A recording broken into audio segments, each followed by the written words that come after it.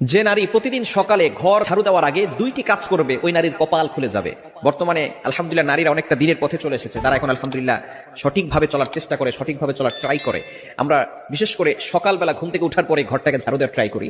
ঘরটাকে ঝাড়ু দেয়, বিশেষ করে মা বোনেরা যারা আছেন ঘরটাকে পরিষ্কার পরিচ্ছন্ন রাখার জন্য ঘুম থেকে ওঠার পরেই ঘর ঝাড়ু দেয়। এই ঘর ঝাড়ু দেওয়ার আগে কিছু কাজ করতে হবে। দুইটি কাজ যদি নারীরা করতে পারে ওই নারীর কপাল খুলে যাবে।